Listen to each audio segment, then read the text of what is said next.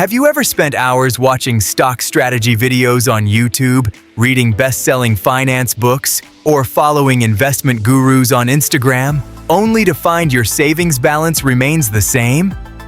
This phenomenon is often referred to as the knowledge-action gap. We're trapped in a mountain of information without ever truly experiencing the results. Here are the honest reasons why broad investment knowledge doesn't necessarily make someone rich. Stuck in analysis paralysis. Too much knowledge can sometimes be a curse. When you learn there are hundreds of investment instruments, from mutual funds and stocks to gold and crypto, you tend to endlessly compare them all. The fear of choosing the wrong asset can lead you to choose nothing at all. The truth: a bad investment made today is often better than a perfect investment made only in the plans. Ignoring the basic foundation, cash flow, investing is an accelerator, not magic.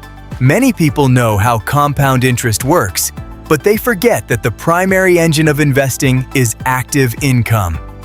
If you know everything about stocks, but your monthly expenses are greater than your income, there is no money that can work for you. Investment requires consistent fuel in the form of capital. Emotions are stronger than theory. Intellectually, we know the principle of buy low, sell high. However, when the market is red hot and the media is spreading panic, logic often gives way to fear. Knowledge is in the brain. Courage lies in the mind. Knowing investment theory doesn't guarantee inner peace when you see your portfolio drop 20% in a day. Looking for the silver bullet, shortcut. Many knowledgeable people get caught up in searching for insider information or magic coins that can rise 1,000% overnight. They underestimate the tediousness and slow pace of investing. However, true wealth is usually built from assets that grow steadily over the long term, not from a one-time lucky guess. Underestimating lifestyle costs. There's a term called lifestyle inflation. As investment knowledge increases, so does prestige. We feel financially literate and therefore feel entitled to pay off a luxury car or the latest gadget, believing that the investment returns will eventually cover it. Ultimately, investment profits are used up simply to support our inflated lifestyle.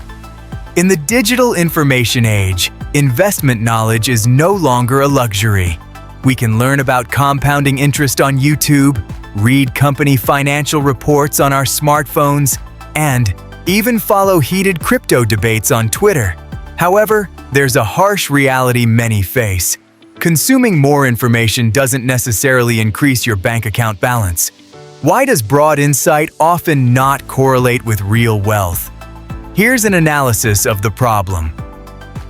The information overload. Trap and analysis paralysis. Knowing too much often leads to analysis paralysis. When you learn about 100 different investment strategies, from value investing to growth investing to swing trading, you tend to spend time comparing which one is the best. The result? You never start.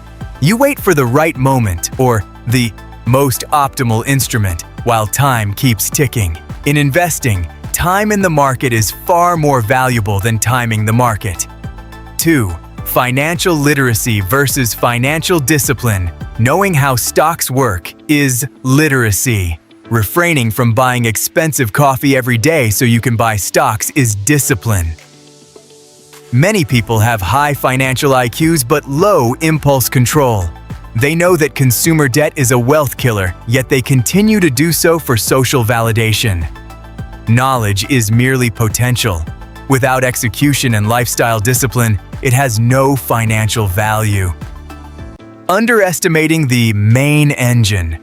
Active income investing is often portrayed as a shortcut to wealth. This is a major misconception. Investment is a multiplier, not a primary income generator for beginners. If you are an investment expert but your capital is only $100,000, A 10% profit will only give you $10,000. If you focus on improving your work skills and can set aside $10,000, a 10% profit will give you $1,000. Many people are too busy staring at stock charts all day, which only gives small change, because of small capital, rather than focusing on increasing their selling value to increase investment capital. The Dunning-Kruger effect in investment. When we think we know a lot, we tend to become overconfident. People who think they're experts often take unnecessary risks or try to beat the market with extreme methods. They forget that the biggest enemy in investing isn't the market, but one's own ego. The feeling of knowing too much can lead someone to stop diversifying and start speculating under the guise of investing. Theory in the head, emotion in the chest in theory. We know that a down market is a buying opportunity. Buy the dip. However, when we see portfolio figures in the red and balances dropping by millions of rupiah, our logical brain often gives way to the reptilian brain that screams, "Run." Many smart people end up selling their assets at low prices in panic, then buying them back when prices are high due to fear of missing out. FOMO. Technical knowledge is useless if you don't have the emotional intelligence, EQ, to stay calm when a storm comes. Conclusion. Start small. Becoming rich is not about who is the smartest at calculating company valuations, but rather who is the most disciplined in setting aside money and the most patient in waiting for the results. Stop being just a collector of information. Choose the instrument you understand best, set aside a reasonable amount, and get started today. Conclusion. Stop learning. Start doing. Knowing a lot about investing without having any real assets is like reading a recipe book without ever turning on the stove. You'll never get enough just by reading. Wealth is not built by those who are the smartest theorists in the comments section, but by those who have positive cash flow, income, expenses. Start investing as soon as possible, even if it's a small amount. Having the patience to let his assets grow for decades. Next small step. Instead of reading another investing book this week, how about you allocate 10% of your remaining balance to the simplest instruments, like money market funds or gold? Today, let's do some simple financial analysis. To provide an accurate picture, you don't need to mention sensitive figures if you don't mind. We can just use percentages or rough estimates. Please divide your expenses into the following categories, or just list your total income and a breakdown of your main expenses. Routine expenses, living.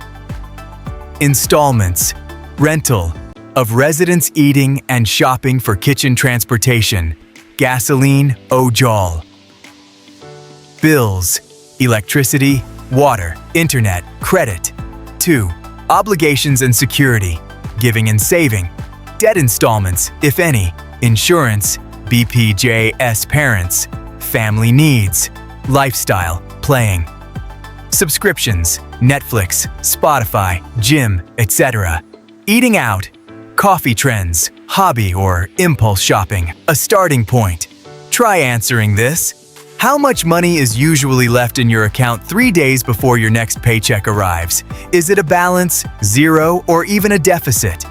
From there, we can determine what safe amount you can transfer to investment instruments right after payday without disrupting your livelihood until the end of the month.